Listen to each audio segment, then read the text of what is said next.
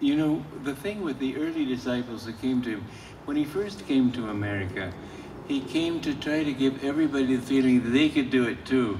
I remember a woman in the church in Hollywood saying to me, I've been practicing Kriya Yoga for 6 months and I haven't had Samadhi yet. Well, Samadhi is something you have to work at for a long time. But he made it seem easy. And so the people who came to in the early years got the feeling that he was just a human being, a great man, but not a master. We who came to him later in life had a very different understanding of who he was. He was speaking then more frankly and openly of his oneness with God. This, I remember, Dr. Lewis told me when they were young men together, when Yogananda came as a very young man, and he told him that, he told us that he and Yogananda used to wrestle together.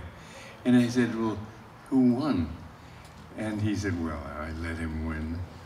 Well, you know, Yogananda could have beaten, he would get up on the stage in Boston and ask people to come up and try to hold him down. One time, 6 burly policemen stepped up there and they pushed him against the wall and he said, are you ready? Yeah! They blipped his stomach like that. They all fell back into the orchestra pit. But he was a very strong man. Nonetheless, this slightly condescending, well, I let him win. Tara, there was a time when Yogananda was with me and another disciple out at 29 Palms. And this disciple asked him about a saint that Yogananda had seen in vision in Encinitas. And Yogananda said, well, I don't know whom you mean.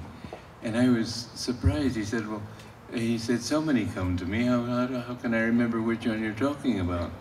I expressed surprise that so many saints would come to him. And he answered, why be surprised? Wherever God is, there his saints come. Well, that was what he said. Wherever God is, there his saints come. When Tara edited that, she said, wherever devotee of God is. And the master said that's how that sentence comes out. That isn't what he said. I'm a devotee of God. I cannot claim to have been so pestered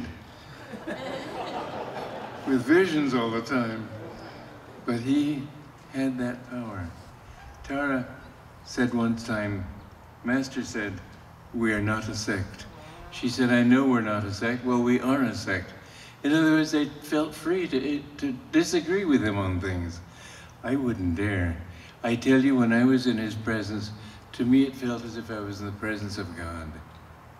To Norman, one time, Yogananda said that, he said to Yogananda, whenever I see you, I think of the Divine Mother. And Yogananda didn't say humbly, oh, don't say that, I'm not anything, etc. He said, then behave accordingly. He was quite outspoken about a few things, just as Jesus was.